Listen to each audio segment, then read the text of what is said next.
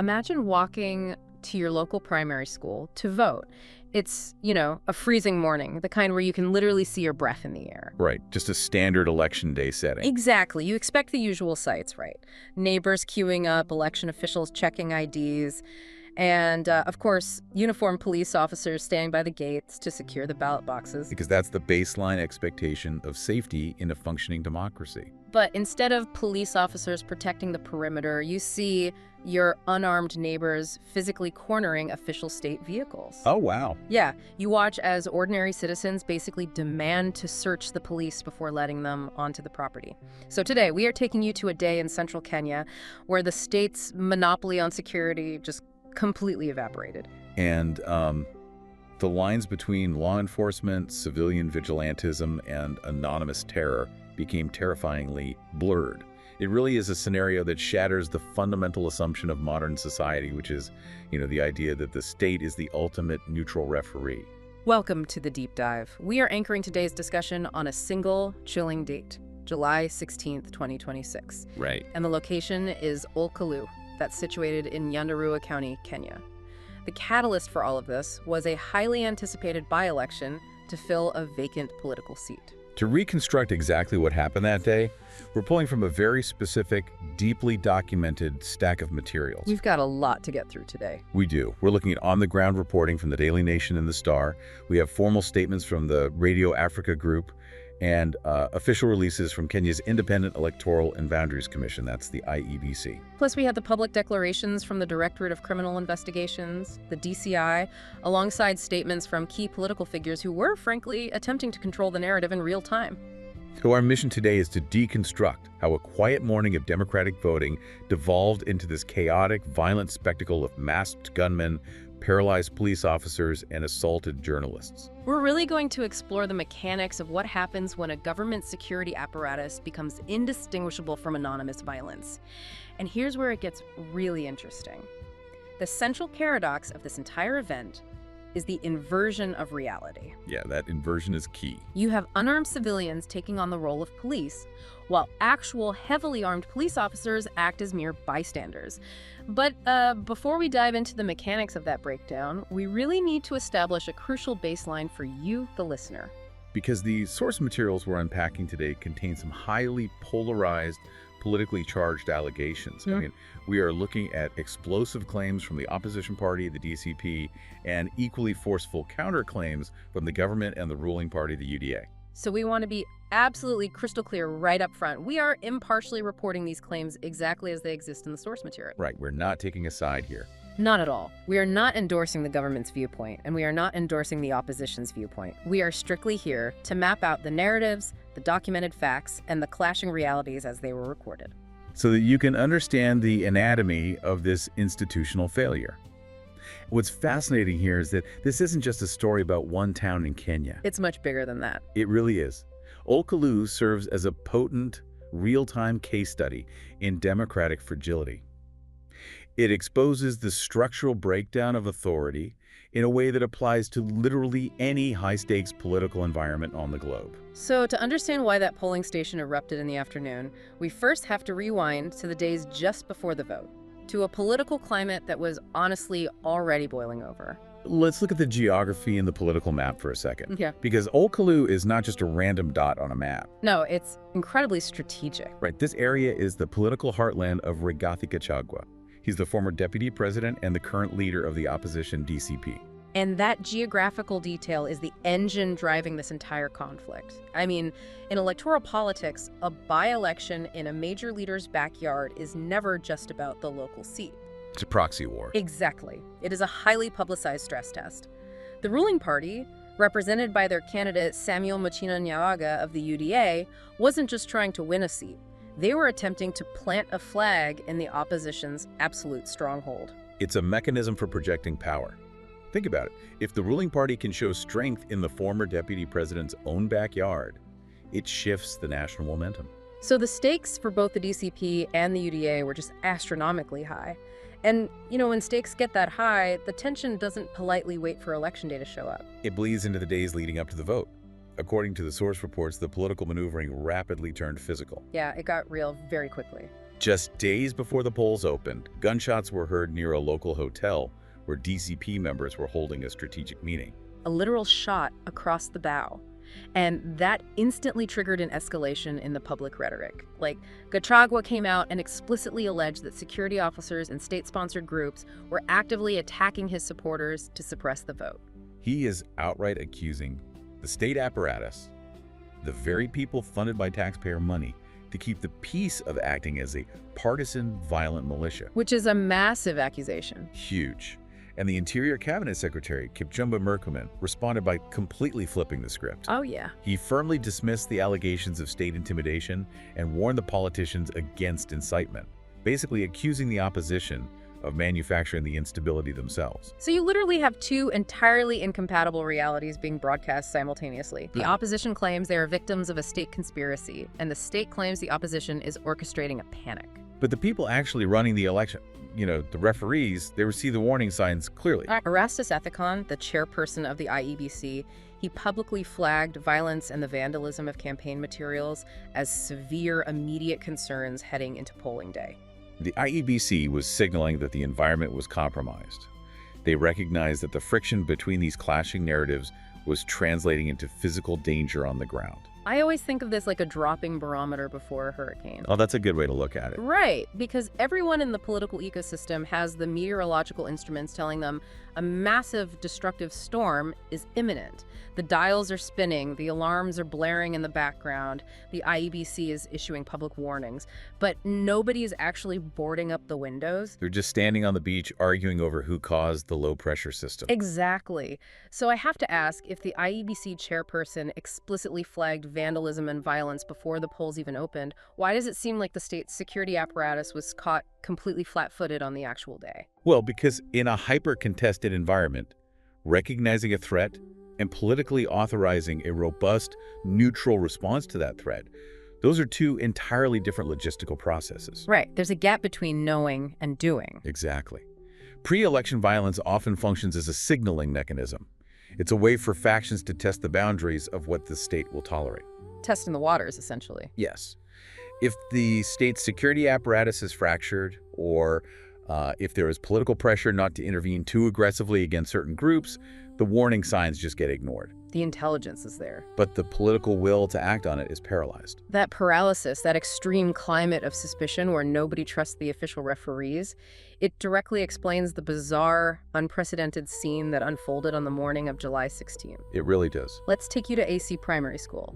It's dawn, it's a cold highland morning in Nyandarua County, and initially the reporting shows it's completely peaceful. The morning shift goes exactly how the mechanics of democracy are supposed to function.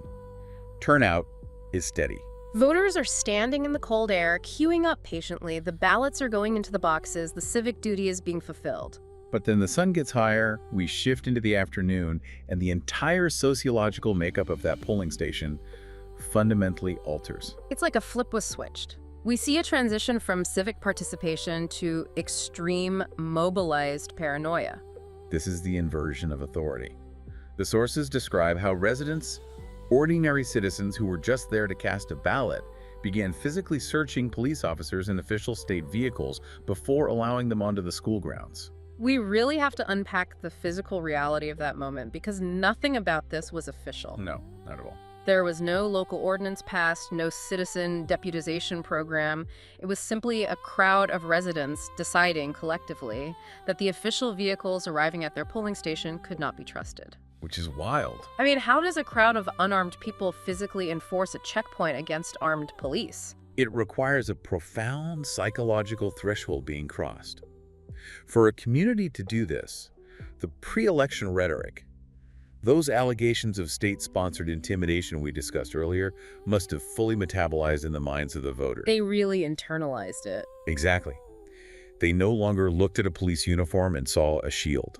They saw a threat. Wow. They believed they were entirely on their own and that the state was an active participant in the conflict, not a neutral guardian. It's like showing up to the emergency room with a life-threatening injury, but instead of the doctors triaging you, the patients in the waiting room are forming a barricade.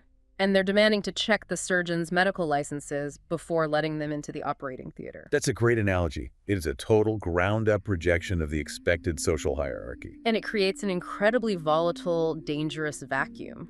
When citizens spontaneously take over the role of policing, the established rules of engagement just vanish. Right, there is no decentralized civilian-run protocol for a security checkpoint. It is pure improvisation, fueled by adrenaline, suspicion, and crowd dynamics. So is this civilian checkpoint an act of democratic protection, like people guarding the sanctity of their own ballot box? Or is it just outright vigilantism? Because from the outside, blocking an official government-marked police vehicle seems like an immediate recipe for a deadly confrontation. From a strictly legal standpoint, it is the obstruction of law enforcement. And simple. But from the residents' perspective, it is democratic self-defense. They are acting on the belief that the legal structure itself has been corrupted. And we actually see this friction play out physically. Right. The sources document a moment where a driver of one official vehicle tried to force his way past the civilian crowd. He literally attempts to push through the impromptu barricade. But he is physically blocked by the sheer mass of people. The crowd holds its ground. And remarkably, the official vehicle reverses and withdraws. The civilians win that specific standoff. They successfully turn an official vehicle away. For a few minutes, that must have felt like a massive victory for this ad hoc citizen defense force. They held the line.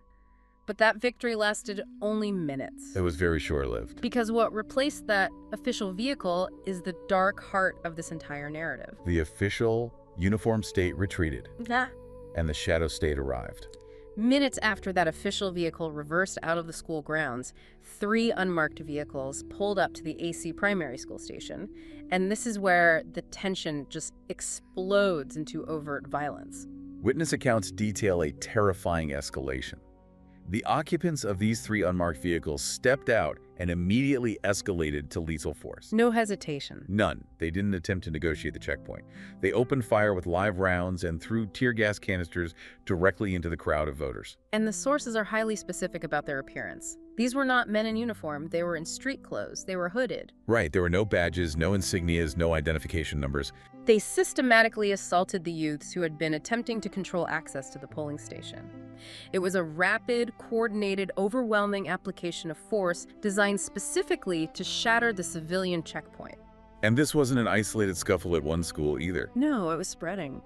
The reporting notes that similar scenes played out a short distance away near Old Kalou Comprehensive School. Hooded, armed men in unmarked SUVs were moving through the streets, firing shots into the air, just projecting an aura of total terror. You are looking at a highly mobile, heavily armed ghost force, operating with complete impunity in broad daylight. Nobody in the panicked crowd knew who they were. And no political group stepped forward to claim them. No government agency confirmed deploying them. But here is the most crucial, the most haunting detail in all of the source material. This is the part that really stands out. According to accounts published in the Daily Nation, while these masked men were firing live rounds and lobbing tear gas into a civilian crowd, there are more than 30 uniformed police officers present at the scene. 30 armed official representatives of the state just standing on the grounds. And witnesses stated they did absolutely nothing. Nothing at all. They did not draw their weapons, they did not attempt to arrest the gunmen, they did not form a perimeter, they just watched. Some residents fled in terror, others actually stayed and tried to fight back, throwing stones at the unmarked vehicles. But the police remained completely static. Okay, let's unpack this. Because my brain is struggling to process the logistics of that moment. It's hard to wrap your head around. If you are a police officer, your literal job, the entire reason you wear the uniform and carry a weapon, is to stop active shooters. If 30 trained officers do nothing while unidentified, masked men fire live rounds into a crowd of civilians, is that fear? Is that mass confusion, or is that an order? Well, this raises an important question about the mechanics of command and control in a crisis. 30 police officers do not spontaneously, individually decide to ignore an active shooter out of apathy. Right, human instinct in a firefight varies. Some people freeze, some run, some return fire. Exactly. When 30 officers exhibit a total uniformity of inaction, it heavily implies a structural directive. Uniformity of inaction implies instruction. It implies they knew they were not supposed to engage those specific vehicles. It speaks to the concept of plausible deniability in state violence. Think about it. If the official uniformed police crack down violently on voters, the state is immediately legally responsible. There is a paper trail. Right. There are deployment logs, radio frequencies, and badge numbers.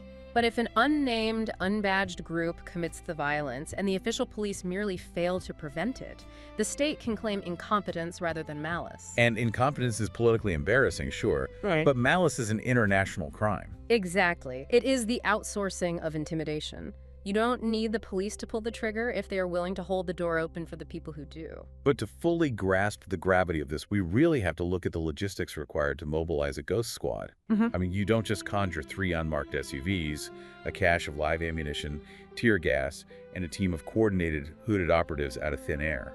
You can't just order that on an app. Right. It requires a logistical footprint. They operated with total confidence, which suggests they possessed prior intelligence that the 30 officers on the ground would not intervene. That's chilling. And their violence wasn't just chaotic, it was highly targeted. It wasn't just aimed at scattering the voters, it was systematically aimed at the people trying to record history. The press. The journalists who were caught in the crossfire. The sources detail specific, targeted attacks on the media. Enos Tesh, a photojournalist for The Stare, was assaulted during the chaos. And crucially, his camera was taken from him. Yes. They didn't just physically beat him, they disarmed him of his tool for recording reality. Journalists from the Nation Media Group also reported being attacked and robbed, which prompted the Radio Africa Group to issue a vehement condemnation. They framed the assaults on their journalist as a direct, calculated threat to press freedom. I mean, stealing a photojournalist's camera in the middle of a tear gas-infused firefight is not about petty theft. Nobody is fencing a stolen DSLR camera while live rounds are going off. No, it is a tactical maneuver. It's about stealing the public's eyes. It's the theory of empirical erasure. Yeah. Why are cameras always the first targets in unmarked anonymous violence? Yeah. Because visual evidence ties actors to actions. Right. If a photojournalist captures a high-resolution image of a masked man stepping out of an unmarked SUV, a forensic analyst might recognize the make of the vehicle, the specific type of rifle being carried, or, the tactical boots the operative is wearing. A photograph turns a ghost back into a person with a footprint. Exactly. By destroying the visual record, you force the public to rely entirely on competing political narratives rather than verified truth. You remove the anchor of reality. Think about how much you listening to this rely on a verified visual record to make sense of the world. I mean, we live in an era of absolute information overload. We really do. But when we see a photograph or a video from a trusted journalist, it grounds us. It proves an event actually occurred in space and time. This event demonstrates how incredibly fragile that record is. A few armed men can simply walk up, take the camera, and leave a vacuum where facts should be. And into that vacuum pours propaganda. The absence of a visual record allows the clashing narratives of the state and the opposition to run wild, completely unchecked by objective reality. Which sets the stage for the bizarre aftermath of this day. By the evening, the shooting finally stopped. The masked men in the unmarked SUVs vanished back into whatever shadow they emerged from. An eerie calm returned to Old Kalou. Yeah, the voting concluded, the ballot boxes were sealed, and the bureaucratic machinery of the state just kept churning as if a daylight attack hadn't just occurred. The mechanics of the election resumed. The next day, July 17th, the IEBC tallied the votes and declared the result. And the numbers make the preceding violence look even more perplexing. The results were a landslide. Sammy Kamau Ngotho, the candidate for the opposition DCP, won with a massive 35,440 votes. Compared to the ruling party UDA candidate, Samuel Muchina Nyaga, who received just 5,450 votes. A staggering 30,000 vote difference. It was an absolute blowout. It really was. But the source material makes it clear that by the time this landslide was announced, the national discourse had completely moved on. Nobody was analyzing the voter turnout or the margin of victory. The only question consuming the country was who sent the men in the unmarked vehicles. The margin of victory rendered the actual election functionally irrelevant. The violence eclipsed the democratic process. And this is where the clashing narratives collide head-on. Because the opposition figures, led by Gachagua, pointed directly at the state and the security establishment. They framed the Ghost Squad as an organized state-sponsored plot, explicitly intended to intimidate voters and suppress DCP supporters. Meanwhile, Interior Cabinet Secretary Murkomen firmly and publicly rejected that account. He stated unequivocally that the government does not condone violence in Old Kalou. Interestingly, He deliberately mentioned other recent by-elections in Ambir and Narak, Right. framing the old Kalou violence as part of a broader pattern of localized political friction rather than a top-down state conspiracy.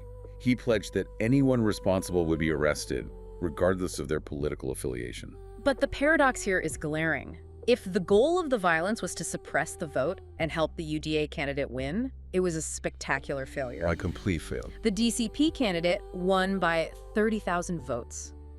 So why is the opposition still crying foul so loudly? I mean, usually when a candidate wins a massive landslide, they want to take the trophy, claim a mandate, and move on. That's the typical political playbook. So what does it say about the political environment that the victors are the ones aggressively demanding a federal investigation?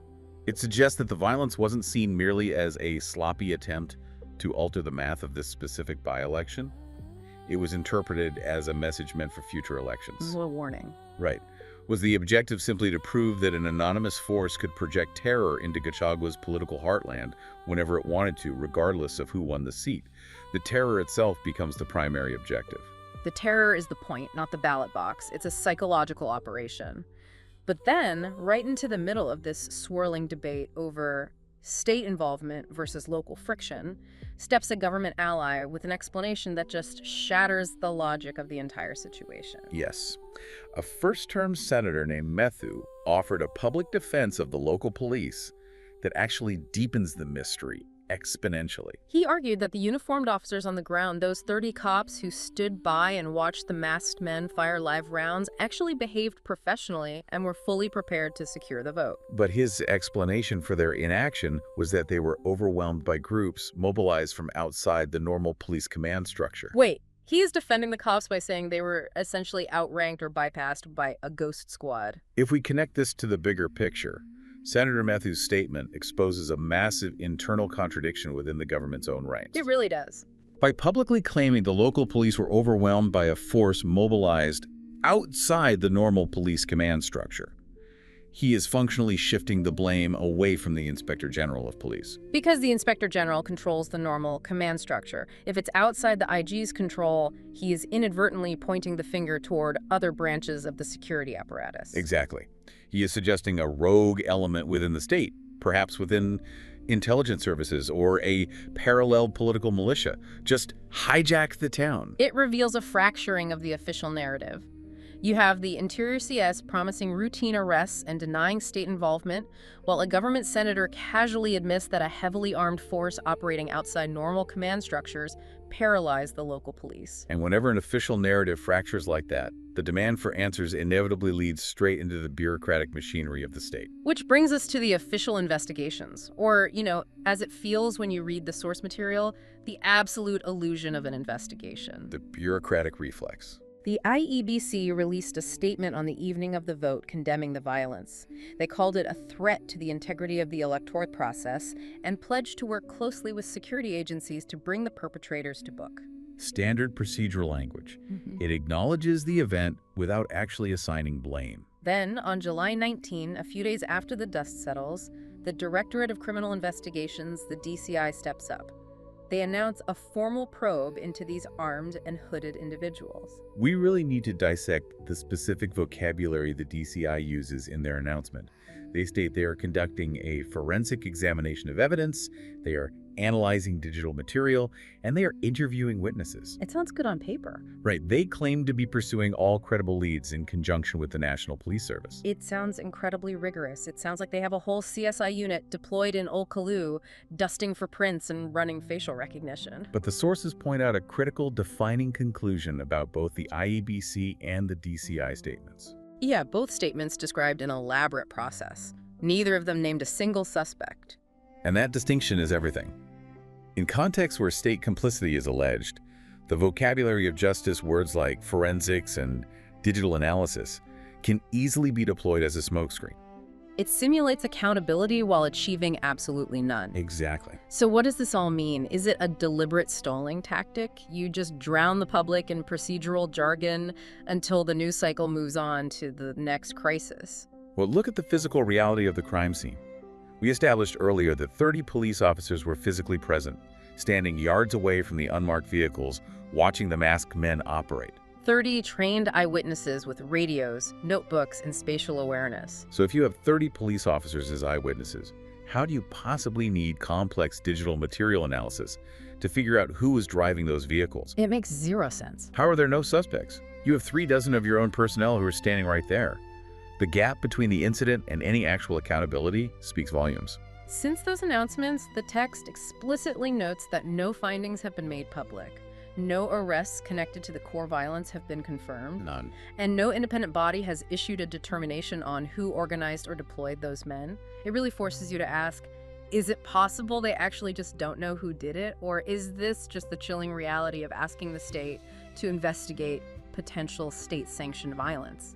The sources leave the allegation of state involvement unverified. But as a historical rule, when a state truly wants to find a group of men who shot up a town in broad daylight, they usually find them. Yeah, they have the resources. The absence of a result is in itself the result. It allows the state to say, we're working on it indefinitely, while the message of the violence continues to resonate. And that lack of accountability isn't just an unresolved mystery for Kalou. It is actively laying the groundwork for the next national crisis. Which brings us to the shadow looming over this entire deep dive. Right. The Kenyan press is not framing this as an isolated Weird Tuesday in one specific county. The commentary in the press is framing the Old Kalou episode as a glaring symptom of a much larger disease. It's about the rapid erosion of public confidence in the fairness and safety of by-elections as an institution. And the clock is ticking loudly. The next general election in Kenya is scheduled for 2027. If we look back at Murkomen's statement, where he mentions other recent by-elections in Mbir and Narok, we start to see a pattern. These by-elections are microclimates of tension. They are localized political stress tests. And the lingering, unverified allegation at the core of the Old Kalou debate that the state directed or sanctioned this ghost squad is incredibly corrosive, because impunity scales up. It absolutely does. If a group of masked gunmen can roll into a town, shoot live rounds at voters, violently assault journalists, steal their cameras, all in full view of 30 police officers, and then just drive away into the afternoon with zero consequences, then what is the blueprint for a national general election in 2027? If the rules of accountability and the chain of command don't apply in a single county by-election, why would the public believe they will apply across 47 counties during a high-stakes national vote? This is exactly why you should care deeply about the story of Old Kalou, even if you are listening to this thousands of miles away from central Kenya. It is a perfect, terrifying illustration of how democratic institutions erode. They don't usually collapse overnight in one giant cinematic explosion. No, it's death by 1,000 cuts. They erode through a series of normalized, unresolved micro-traumas. A stolen camera here, a paralyzed police force there, an investigation that promises forensic clarity and delivers absolutely nothing. Until one day the rules simply stop applying and nobody can quite remember when the shift happened. The source material ends on a completely open wound. The men in the unmarked vehicles remain unnamed, leaving a society waiting anxiously for the next deployment. Let's pull all these threads together and recap this journey. We started with a tense but peaceful dawn at AC Primary School, tracking a high-stakes proxy war in the opposition's heartland. We watched as public trust completely evaporated, leading to the unimaginable scene of a civilian checkpoint where unarmed voters were physically searching police cars. We then witnessed the arrival of a ghost squad of hooded gunmen, operating with lethal impunity while 30 official police officers stood frozen. We saw the deliberate blinding of the public through targeted, tactical assaults on photojournalists, followed by a landslide victory that offered absolutely no closure. Because the terror had already achieved its psychological goal. And finally, we watched the bureaucratic machinery of the state swallow the investigation whole, offering the illusion of process through forensics and digital analysis, while delivering zero accountability. It is a textbook breakdown of the social contract. Which brings us to our final thought. We've broken down the timeline, the violence, the clashing political narratives, and the institutional failure. But as we close this deep dive, we want to leave you with a concept to chew on that builds on everything we've discussed today. Consider the immense power of anonymity itself as a political weapon. When violence is committed by unnamed men with no badges, driving vehicles with no license plates, it creates a terrifying ambiguity. Right.